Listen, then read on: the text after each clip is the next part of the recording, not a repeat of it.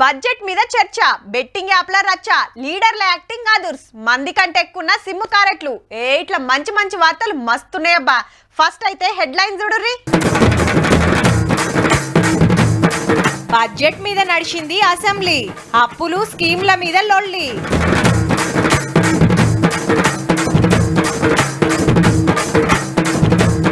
$80 లక్షలు లాస్ అయిండు గీ అన్న, బెట్టింగ్ల మీద గరమైన నారన్న.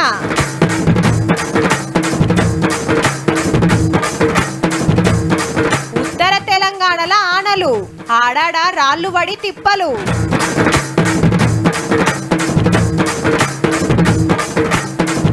ప్రధాని టూర్లకు 258 కోట్లు, మూడేండ్లల్లా 38 దేశాలు.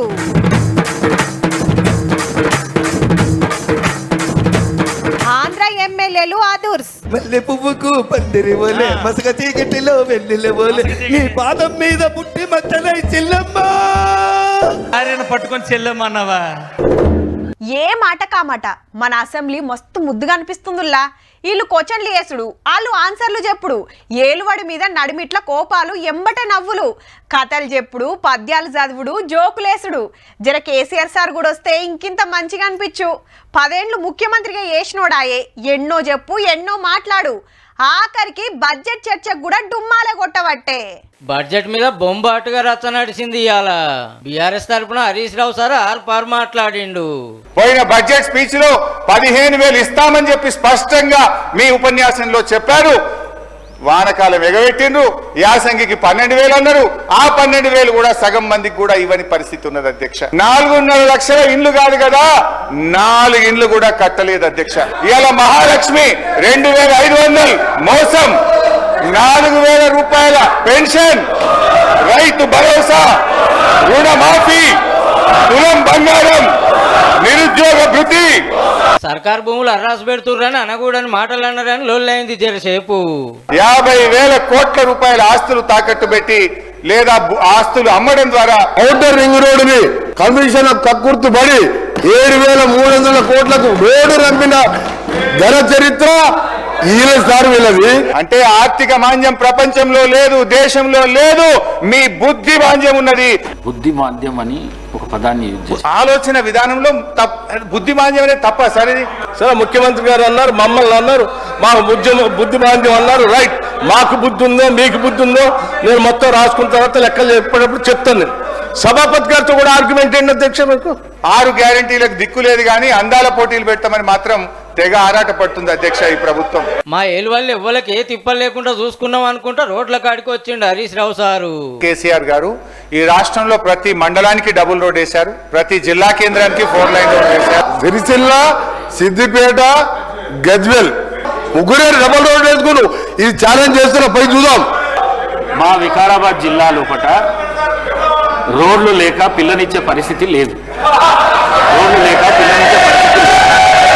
గంటల కమానం సారే మాట్లాడుకుంటే ఎన్నో ఇళ్ళ పెట్టిండు. ఎన్నికల ముందు పాతాల భైరవి, నరుడా ఏమి నీ కోరిక, ఎన్నికల తర్వాత పాపాల భైరవి, నన్నేం అడగద్దు నాకేం తెలియదు. మార్చురి కంపు కొడుతున్న ఈ సీఎం గారి హేయమైన ప్రసంగాలను వినలేకపోతున్నారు అధ్యక్ష. అటెనక కాంగ్రెస్ ఎమ్మెల్యేలకు ఛాన్స్ వస్తే పాత గవర్నమెంట్ నడుచుకున్నారు. కేసీఆర్ గారి తెలంగాణ భాష అందరికి మనం తిట్లు నేర్చుకుంటే భాష నేర్పింది కేసీఆర్ గారు అధ్యక్ష. అబద్ధాలకు care of address BRS party, అది మీకు పేటెంట్ అక్కది. మీరు ఎక్కడ బై ఎలక్షన్ అయితే అక్కడ రేషన్ కార్డు, ఎక్కడ బై ఎలక్షన్ అయితే అక్కడ కొత్త పింఛన్లు. అట్లనే కాళేశ్వరం ప్రాజెక్టు గురించి కూడా చర్చ అయింది మల్లోపారి. 7 బ్లాకుల్లో 1 బ్లాకులో 1 పిల్లర్ మాత్రమే కుంగింది, ఇంత మాత్రాన మొత్తం కాళేశ్వరం కూలిందని ఒక దుష్ప్రచారం చేయడము. పెద్ద భవంతిలో ఒక పిల్లర్ ఊలిపోతే ఇల్లు ఉంటుంది అధ్యక్ష, మీకు తెలియదు. అంత తొండి లెక్కలు 6 గ్యారంటీలు అమలైతలేవని బీజేపీ మహేశ్వర్ రెడ్డి సార్ గరమైండు. ఇదంతా చూస్తుంటే ఇది మోసపూరిత బడ్జెట్. ప్రభుత్వ పథకాలకు మంగళం పాడాలనుకుంటా ఉన్నారు. ఎందుకంటే మంగళవారం ఎప్పుడు వస్తానో ఎదురు చూసేటువంటి భట్టి గారు ఎప్పుడు మంగళవారం వస్తే ఆ రోజు మరి బాండ్లను అమ్ముకోవడానికి చేసేటువంటి మరి ఆలోచన. అట్లనే మూసీ నది ముచ్చట చర్చకు వస్తే మంత్రులు సమాధానం చెప్పిండ్రు. మూసీ దేనికోసమో చెప్పాలి కదా అధ్యక్ష. ఒకవైపు రాష్ట్రం అప్పుల పాల 8 లక్షల కోట్లు అప్పంటారు, మరోవైపు 150,000 కోట్లతో మూసీ చేస్తా అంటారు. ఇంట్లో ఉండలేని పరిస్థితి ఉంది. కంపు వాసన కావచ్చు, దోమలు కావచ్చు. అన్నప్పుడు అడగడం తప్పే ఉంది. ఆ 70,000 కోట్లు కావచ్చు, 1,00,000 కోట్లు కావచ్చు. తెలంగాణ అప్పుల గురించి కామ్రేడ్ సాంబన్న గీ మాట అన్నాడు. బడ్జెట్ 3 లక్షలు అయితే అప్పు 8 లక్షల కోట్లు. అంటే ఇది ఏ అభివృద్ధికి సంకేతం నాకు తెలియదు. ఎవరు తప్పైనా ఎవరిది ఒప్పైనా రానున్న 3 తరాల వారి భవిష్యత్తును మనం లాగేసుకున్నాం. నడమిట్ల అక్బర్ బాయ్ సుధా చాన్నే మాట్లాడిండు బడ్జెట్ మీన. ఆఖర్ల పైసల మంత్రి బట్టి సారు సమాధానం. బడ్జెట్ లెక్కలు వచ్చే ఆమ్దాని పెట్టే ఖర్చులు చెప్పి ఇట్లా కారోలేలువాడి గురించి కూడా ఎల్లబెట్టిండు. 10 ఏళ్లు పరిపాలన చేసి ప్రభుత్వ వ్యవస్థలన్నింటినీ విధ్వంసం చేసి ఆర్థిక అరాచకత్వం చేసి మళ్ళీ ఇంకా చదువునమ్మా అని చెప్పి ఈ ప్రభుత్వానికి బుద్ధిమాంద్యంతో ఉన్నారు. అజ్ఞానులను మాట్లాడుతూ ఉంటే అసలు నిజంగా నవ్వాలా ఏడవాలా? ఒక నాగార్జున సార్ కట్టారా, ఒక శ్రీశైలం కట్టారా, ఒక SRSP కట్టారా, ఎయిర్పోర్ట్ కట్టారా, ఒక ఔటర్ రింగ్ రోడ్ కట్టారా, లేకపోతే ఒక హైటెక్ సిటీ కట్టారా, ఒక ECL పెట్టారా, ఒక BHL పెట్టారా, ఒక BDL పెట్టారా, లేకపోతే ఇంకేదైనా పరిశ్రమ తీసుకొచ్చారంటే ఏం లేదని యాడపోయినా కనపడేది ఒక్కటే కాళేశ్వరం. 10 ఏళ్ళు మీరు అప్పులు తీసుకొచ్చి రాష్ట్రం మీద పడేస్తే ఆ అప్పులు మీ తప్పులు సరిచేయదాకా నిద్రలేక వస్తా ఉన్నాడు. మేమేదో 1,00,000 కోట్లు అప్పులు తెచ్చామన్నా, అప్పులు తీసుకొచ్చి మీలా దూబరా చేయాలి. మీరు తెచ్చిన అప్పు, ఆ అప్పు కట్టడానికే 1,53,359 కడితే అరే అర్జెంటుగా ఓ 10,000 ఉంటే కొట్రా, జీతం రాగానే ఇస్తా గాని అని దోస్తు ఫోన్ చేస్తే ఇయ్యాలనా వద్దా? ఇస్తే ఈడు మళ్ళీ ఇస్తాడా సతాయిస్తాడా అని డౌట్ పడతారు. అదే ఓ 1,00,000 అడిగితే ఏ గంత పైకం నా కాడెక్కడిదిరా అంటారు కూడా. ఒకళ్ళు ఇచ్చిన కాగితం రాసుకొని స్టాంప్ అంట పెట్టి సంతకం పెట్టించుకొని జమానత్ ఇంకోళ్ళతోటి సంతకం పెట్టిస్తారు. చేతులకెళ్ళి పైస పోతే అంత అలకగా రాదని కొందరు నమ్మిక. అయితే ఆడోవడో తెలియదు, ఏడుంటాడో తెలియదు, ఏం చేస్తాడో తెలియదు కానీ 1000 లక్షలు పెట్టి మోసపోతాండ్రు. గాదేనబ్బా బెట్టింగ్ యాప్ల బాగోతాం. బెట్టింగ్ యాప్లతోటి పబ్లిక్ ఆగమైతున్నారు, అప్పుల పాలవుతున్నారు. కొందరు పానాలే తీసుకుంటారు అని లొల్లి అవుతుంటే అవు వాజివే అని ముంగట్టుకొచ్చిన వాళ్ళు తక్కువ. ఇవాళ ఈ అన్న హైదరాబాద్ పంజాగుట్ట పోలీస్ స్టేషన్ కి వచ్చి వివరాలు మొత్తం చెప్పిండు. పేరు రాంబాబు, ఆంధ్రాలో నెల్లూరు జిల్లా. ఏం జరిగిందో జర చెప్పే. పండబ్లెట్ యాప్ అనే ఒక బెట్టింగ్ యాప్ ఆడాను సార్. 80 లక్షల వరకు నష్టపోయాను సార్ ఇప్పటి వరకు. అబ్బరే కొండో 80 లక్షలు లాస్ అయిందట బెట్టింగులు పెట్టి. గంతగనం ఎట్లా పోగొట్టుకున్నావన్నా? తొలిసారి 10,000 పెట్టాను సార్. 1 నెలలో 3 లక్షల రూపాయల వరకు లాభం వచ్చింది సార్. నాకు అబద్ధం ఎందుకు, 3,50,000 రూపాయల వరకు లాభం వచ్చింది. కొంచెం అప్పులు తెచ్చుకున్నాను సార్. మంచిగానే సంపాదించినావు, మరి అటెంకేమైందే? తర్వాత నుంచి వస్తున్నాయి పోతున్నాయి. ప్రతి నెల 2 లక్షల నుంచి 3 లక్షలు నష్టపోతూనే ఉన్నా. మొత్తం నేను చేసిన మొత్తం అప్పులే సార్. నా సొంత డబ్బులు ఓన్లీ గోల్డే సార్. నాది 15 లక్షల వరకు గోల్డ్ నా బ్యాంకులో తాకట్టు పెట్టుకున్నాను. నేను ఆల్రెడీ ఒకసారి సూసైడ్ చేసుకున్నా సార్. సూసైడ్కి అటెంప్ట్ చేసా, మా అన్న కూడా కాపాడు. పాపం అప్పులు కట్టలేక పానం తీసుకోపోయిండట. మరి బెట్టింగ్ యాప్లకు ఎట్లా అలవాటు అయినవే? సినీ ఫీల్డ్కి సంబంధించిన యూట్యూబ్లో కానీ, ఫేస్బుక్లో కానీ, ఇన్స్టాగ్రామ్లో కానీ పలానా గేమ్ క్యాసినో ఆడండి ఇంత డబ్బులు వస్తాయి. బాలకృష్ణ సార్ గారు ప్రభాస్ చేతికి ఒక గిఫ్ట్ ఇచ్చేటప్పుడు ఆ షోలో ఫండబుల్ రియల్మీ అట్లా చూపించేటప్పుడు మనం అదే కొంటాం కదా. వాళ్ళ అన్నను గింతగానం ఆగం చేసిన పుణ్యం మన సెలబ్రిటీలదేనట. 1000 పెడితే 5,000 వస్తాయి, 20,000 పెడితే 1,00,000 వస్తాయి అని ఉబ్బిచ్చి యాప్లు డౌన్లోడ్ చేసుకునేటట్టు చేస్తారు. వాళ్ళదేం పోయింది, యాప్ కంపెనీ వాళ్ళు పైసలు ఇస్తారు. చిన్నోళ్ళే నిమిషం వీడియోకు 1,00,000 గుంజవాటేరే. ఫస్ట్ లో మంచిగానే వస్తాయి, ఆశతోటి పెట్టుకుంటా పోతా ఉంటే ముచ్చుకుంటా పోతానే ఉంటారు. ఏడుంటారో ఎట్లుంటారో ఎవరికి తెలియదు, అంతా ఆన్లైన్ మాయా. ఈ యాప్ వాళ్ళు మనల్ని నిలదీయడానికి వాళ్ళు ఎక్కడుంటారో తెలియట్లా. మొట్టమంతా ఆ యాప్ వాళ్ళు కానీ బెట్టింగ్ ఆడిన వాళ్ళకి ఎవరు ముక్కలుగా నరికేస్తారు సార్ వాళ్ళని. నేను ఒక్కనే కాదు, అంత కోపంతో ఉన్నా సార్. ఇంత చక్కటి యాప్లను ఎంకరేజ్ చేసి మంది కంటగడుతున్నందుకే యాక్టర్లు, యాక్టర్ అమ్మలు, సెలబ్రిటీల మీద కేసులు అవుతున్నాయి. యాంకర్ శ్యామల హైకోర్టుకు పోయి అరెస్ట్ కాకుండా ఆర్డర్ తెచ్చుకుంటే అయ్యో మాకు తెలియక పబ్లిసిటీ చేసినామని కొందరు బొంకుతున్నారు. సినిమాలో పనిచేసేవాడు తిరిగిపోవడం దాని కాలాంతకుడు అన్ని విషయాలు తెలుసు. నాకే ఫోన్ చేశాడు ఆన్లైన్ అంటే చెప్పుదా కొట్టాలని మళ్ళీ ఫోన్ చేశాను. అగనట కామ్రేడ్ నారాయణగిన ఫోన్ చేసిరట బెట్టింగ్ యాప్ లో యాక్టింగ్ చేయమని. అప్పట్లో Chiranjeevi sir cool drink advertisement చేసినందుకు మందలిచ్చి బంద్ చేయించినట్టు అడ్వర్టైజ్మెంట్ వచ్చే డబ్బులు ఈ చిరంజీవి రక్త నిధి ఉంది కదా, దానికి ఖర్చు పెడుతున్నాం. చెడిపోయిన రక్తానికి మనం బాగు చేయడానికి ఖర్చు పెడతారా? ఇదేం అన్యాయం ఇది అని అంటే మరుసటి రోజు ఫోన్ చేశాడు, మాకు 3 నెలలు టైం ఇవ్వు, ఎందుకంటే ఆల్రెడీ అగ్రిమెంట్ ఉంది కాబట్టి సాధ్యం కాదండి. కరెక్ట్గా 3 నెలల తర్వాత ఆపేశాడు. చూసిండ్రు కదా బెట్టింగ్ యాప్ లో బాగోతాం, సెలబ్రిటీల పబ్లిసిటీ, పబ్లిక్ మోసపోవడు. ఇక నన్న గిసొంటి బంద్ అయ్యిండ్రి, లేకుంటే మంది మాటలు పట్టుకొని మర్వానం పోయిన కథ అవుతుంది.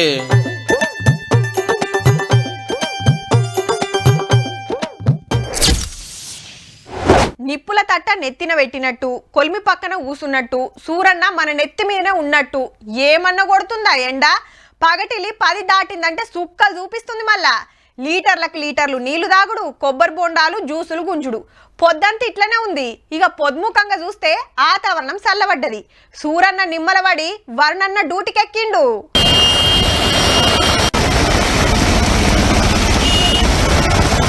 ఉత్తర తెలంగాణ మీద ఉరుముడు ఉరిమింది పో కొమరంభీం జిల్లాలో గాలి దుమారం ఆగమాగం చేసింది 150 ఏళ్ల వయసున్న రావి చెట్టు కూలి ఆటో మీద పడితే పొరక అయింది లేచినాళ్ళ మంచుకున్నట్టుంది ఎవ్వలకేం కాలేదు గాలి సరిసి కొడుతుంటే ఇండ్లు కూలినాయి రేకులు కొట్టుకుపోయినాయి రోడ్ల మీద పెద్ద పెద్ద చెట్లు కూలిపడ్డాయి మంచిర్యాలలో తంబాలు పడిపోతే ఎమ్మటే కరెంటు బంద్ పెట్టిండ్రు రోడ్డు మీద తీగలు ఎట్లేలాడుతున్నాయో పెద్దపల్లి నిజామాబాద్ జిల్లాల సుత గట్టిగానే దంచింది చెడుపు ఆనకు ఒరిసేన్లు ఒరిగినాయి 15 నుంచి 20 రోజుల కోతకొచ్చే సమయంలో పూర్తిగా నీట మునిగి వరి పూర్తిగా పొలానికి అడ్డంగా పడిపోయింది కరీంనగర్ లో రాళ్ల వానలు పడ్డాయి వ్యవసాయ మార్కెట్ కు తెచ్చిన మక్కలు దడిసినాయి యములాడ్ల పొట్టు దంచింది గుడి చుట్టూ దుఃఖాలు పెట్టినోళ్ళు రాజన్న దర్శనానికి వచ్చిన భక్తులకు తిప్పలయ్యింది ఈ 2 రోజులు ఆనలు పడే ఛాన్స్ ఉన్నదట నిండు ఎండాకాలంలో గివ్వే వానలో గాని వాతావరణం చల్లబడ్డందుకు నిమ్మల పడాలనో ఆగం చేస్తున్నందుకు బాధపడాలనో తెలియకుంటుంది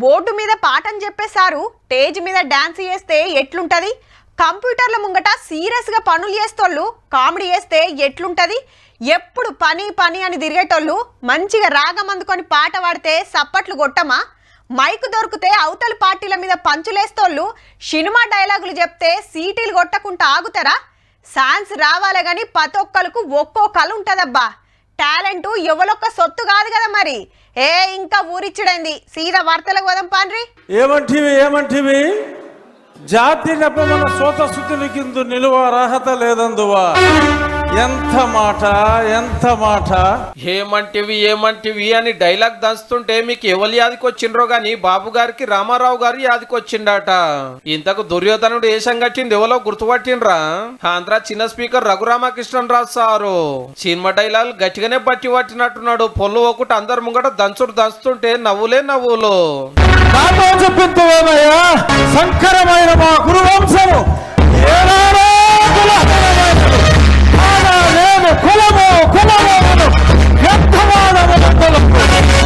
అబ్బా ఏమన్నా యాక్టింగ్ చేసినవా అని సీఎం సారు చిన్న సీఎం గారు తారీఫ్ చేసిండ్రు ఇక ఇప్పుడు మంత్రి కందుల దుర్గేశారు పలనాటి బాలచంద్రుడి గెటప్లా స్టేజ్ మీదకి వచ్చిండు ఆరవిల్లి నాగమ్మవనే నిన్ను నలగామరాజనే ఆ దురాత్ముడు నీ ఆతిథ్యానికి మేనుపరిచి చేరదీసి అంగ చేసుకుని అమోచ్చమతో రందించకపోతే ఇంతటి చరిత్ర ఉండేది కాదే అఖండ పలనాటి సీమ ఖండాలుగా నరుకబడి అంతఃకలహాలతో రొమ్ము గుతుకుని పోయేది కాదే కాదు మంత్రి గారు ఎన్ని గంటలు ప్రాక్టీస్ చేసిండో గానీ పర్ఫార్మెన్స్ అదిరింది పో ఈ ఇద్దరు ఎమ్మెల్యేలు విజయ్ కుమారు ఈశ్వర్రావు ఈయన మంచి పాటగాడట ఒక పెళ్లికోయి ఈ పాట అందుకున్నాడు కాలరాత్రికి చందమామకు ముళ్ళు పెట్టే మూడలోకం పౌరానికి పంజరానికి పెళ్లి చేసే మూడలోకం అన్నా ఇంటామని ఖుషి చేస్తానికో పాట పాడితే పొట్టు కొట్టిందట మరి అది ఏం పాట అనుకుంటున్నారు మల్లె పువ్వుకు పందిరివలే మసక చీకటిలో వెన్నెలవలే నీ పాదం మీద పుట్టి మచ్చలై చెల్లమ్మ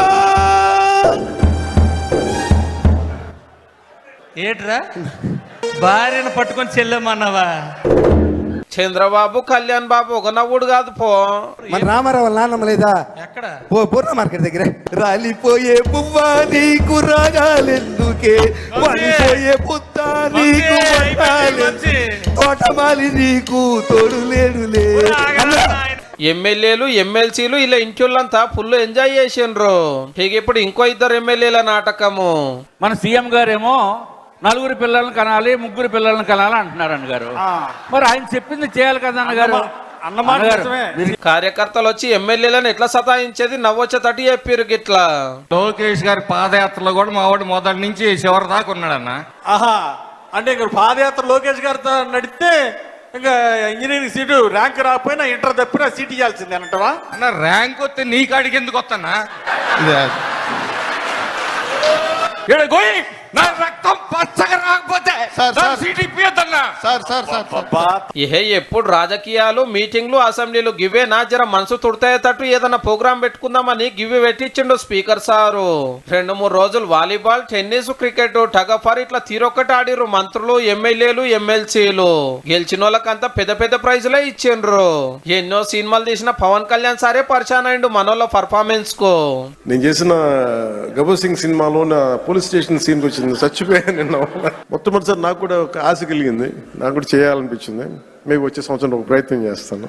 ఆయన సినిమాల్లో కూడా ఆయన ఇంత ఎంటర్టైన్మెంట్ వచ్చి ఉండదు. ఈరోజు అదుర్స్ మామూలు కాదు. ఈరోజు మీ టాలెంట్ చూసిన తర్వాత ఎక్స్ట్రాడినరీ పర్ఫార్మెన్స్ నా జీవితంలో ఎప్పుడూ చూడలేదు. బాలయ్య కూడా ఏదన్నా వేషం కడితే కిరాకుంటుండే. మరి జగనన్న పార్టీ లేరని చూస్తున్నారా? అసెంబ్లీకే సక్క వస్తలేరు, ఇక ఆటల పోటీలు నాటకాలు వేస్తానికేమొస్తారు? ఇవన్నీ చూస్తుంటే అబ్బా మన ఎమ్మెల్యేలకు కూడా గిసొంటి పోటీలు పెడితే బాగుండే అనిపిస్తున్నదిలే. అలా తెచ్చిపోయాడు కదా అలా అన్న. లే లే లే లే నా రాజా, లే లే లే లే నా రాజా. వెనకటికెళ్ళి తమిళనాడోళ్ళ తరికే అలాగుంటదుల్లా. పవర్ కోసం రాజకీయంలో ఎంత కొట్లాడుకోవాలనో అంత కొట్లాడుకుంటారు. అదే ఇంకోలొచ్చి రాష్ట్రంలో ఏలు పెడతామంటే అస్సలు ఒప్పుకోరు. గల్లీల దుష్మన్లు, ఢిల్లీలా దోస్తులైతారు. ఇప్పుడు చూస్తలేమా హిందీ భాష వద్దంటే వద్దని ఏ లెవెల్లో కొట్లాడుతాన్రో. ఇది ఇట్లా నడుస్తుండగానే ఇంకో లడాయి ఎత్తుకున్నారు. ఇది పక్క రాష్ట్రాల కోసం కూడా. దక్షిణ భారతం జంగు సురువయ్యేది రేపే మద్రాసులో మీటింగు. తెలంగాణ, ఆంధ్ర, కర్ణాటక, కేరళ సీఎంలకే కాకుండా ఒరిస్సా, బెంగాల్, పంజాబ్ ముఖ్యమంత్రులను కూడా పిలిచిండు తమిళనాడు సీఎం స్టాలిన్ సారు. అట్లనే 29 పార్టీలకు కూడా మతలబ్ పంపిండు తప్పకుండా రావాలని. நம்ம முதல்ல குரல் எழுப்பியிருக்கிறோம். இது எம்பிக்கள் எண்ணிக்கை சார்ந்த பிரச்சனை மட்டும் கிடையாது, நம்ம மாநிலத்துடைய உரிமை சார்ந்த பிரச்சனை. జనాభాను బట్టి ఎంపీ సీట్లు వేస్తారనే లొల్లి నడుస్తున్నది కదా. గట్లయితే పబ్లిక్ తక్కువ ఉన్న రాష్ట్రాలకు మస్తు లాసు. ఎందుకంటే పబ్లిక్ మీది బాజుకు ఎక్కువ, కింది బాజుకు తక్కువ. అడ్డగోలుగా పెంచుకోవద్దని అప్పట్లో ప్రచారం చేస్తే మనం కంట్రోల్ చేసుకుంటే వాళ్ళు అట్లనే కన్నందుకు గిట్ల నష్టమైతుంది అన్నట్టు. చెల్ గిదేం పద్ధతి, మేము ఒప్పుకోమని చంద్రన్న తప్పితే అందరు సీఎంలు జంగుకు జై అంటున్నారు దక్షిణ భారతంలో. అట్లనే సెంటర్ వాళ్ళు పైకం పంపే కాడ, ప్రాజెక్టులు శాంక్షన్ చేసే కాడ మనల్ని చిన్నతనంగా చూస్తున్నారట. మా పన్నుల పైకంతో అక్కడ రాష్ట్రాలు డెవలప్ చేస్తున్నారనే లొల్లి ఎప్పటి సందో ఉన్నది. అగో గందుకే అన్ని మాట్లాడుకొని ఎట్లా ఓట్లాడాలనో డిసైడ్ చేస్తానికి మద్రాసులో మీటింగ్ పెట్టిరన్నట్టు. మన కాడికెళ్ళి సీఎం రేవంత్ రెడ్డి సారు బీఆర్ఎస్ నుంచి రామన్న మద్రాసుకు పోయిండ్రు. వీళ్ళిద్దరు ఒక స్టేజ్ మీద ఉండి ఎవరేం మాట్లాడతారో చూడాలి మరి.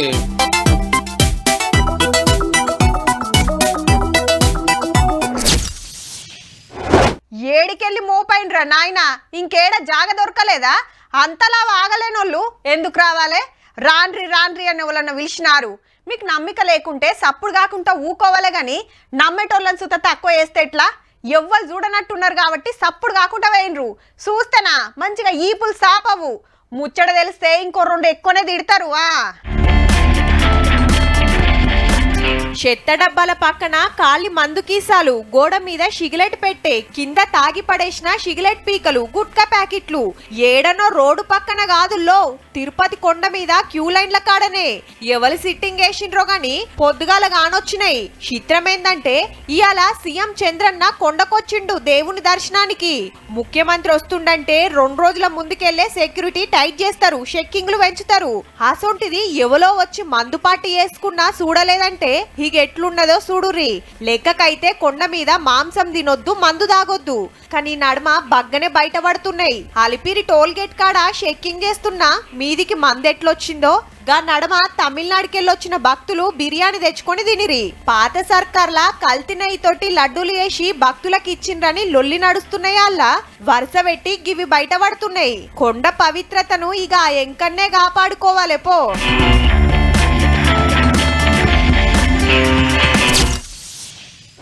పట్నం నుంచి సొంతూరుకు పోవాలంటే ఈడికెళ్ళి జిల్లాకు పోతానికి ఓ 300, అటు నుంచి ఊరికి ఇంకో 100, నడిమిట్ల ఆకలైతే ఏమైనా తినటానికి ఇంకో 100, మొత్తం 500 ఖర్చు అయితే రాను పోను ఓ 1000 రూపాయలన్నా అవుతాయి.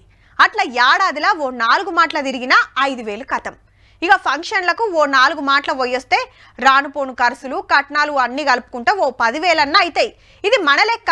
మరి దేశాన్నేలే ప్రధానమంత్రి సారు ఏటన్న పోతే ఇగో గిట్లుంటది.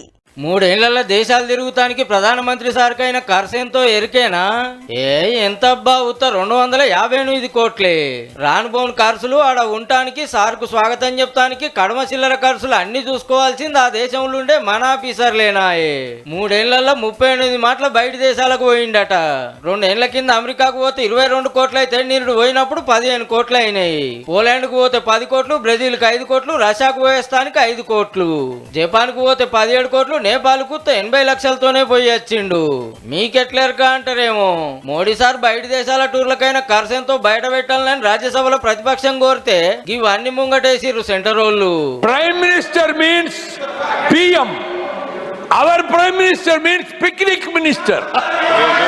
గంతనా గింతనా అనుకుంటా పాత ప్రధానమంత్రి మన్మోహన్ సింగ్ సార్ పోయినప్పుడు ఎంత ఖర్చు అయిందో సుధ చెప్పిర్రు. అమెరికా పోతే 10 కోట్లు, ఫ్రాన్స్ కు పోతే 8 కోట్లు, రష్యాకు పోయినప్పుడు 9 కోట్ల ఖర్చు వచ్చిందట. ఏ మాట కామాట ఏ ప్రధానమంత్రి పోని దేశాలకు కూడా మోడీ సార్ పోయి వచ్చిండు. దునియాలో 200 దేశాలుంటే అడుగుబొడుగు ఏమన్నా మిగిలినాయో అవి సుధ కవర్ అయినాయో. భారతదేశాన్ని వెళ్తున్న లీడర్ అంటే ఆ తరీకే అలాగుంటది. ఎర్రగొంగల్లే సెల్కని చెప్తారు, జవాన్లతో లెఫ్ట్ రైట్ కొట్టిస్తారు, టూరిస్ట్ జాగాలు చూపిస్తారు, ఆటపాటలు పెడతారు, బిజినెస్ మీటింగులు అవుతాయి, అగ్రిమెంట్లు అవుతాయి. దేశాల నడుమ సుట్టరికాలు, కంపెనీలు, పెట్టుబడులు, ట్యాక్సులు, టెక్నాలజీ ఇట్లా ఎన్నో మంచి చెడ్డలు మాట్లాడుకునేది ఉంటుందా. 3 ఏళ్లకే 258 కోట్లు అయిందంటే ఈ 10 ఏళ్లలో అల్కగా 1000 కోట్లు కావచ్చు.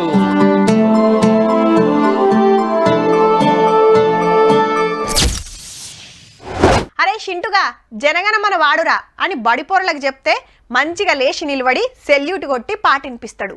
పిల్లలు వాడుతుంటే మస్తు ముద్దుగా అనిపిస్తుంది. సర్కార్ కార్యాలు ఏమున్నా మొదలు జాతీయ గీతంతో షురు చేస్తారు. సినిమా టాకీస్ల సుత వేస్తున్నారు. ఈ నడుమ ఆడాడ దినం శౌరస్తల కాడ వినిపిస్తుంటే ఎక్కడి పబ్లిక్ అక్కడనే ఆగి జెండా వందనం చేస్తారు. పాట అయిపోయేదాకా అస్సలు కదలరు. కానీ గీసారేంది? అగో గిదేంది జాతీయ గీతం వస్తుంటే బీహార్ సీఎం నితీష్ సారేమో దిక్కులు చూడబట్టే.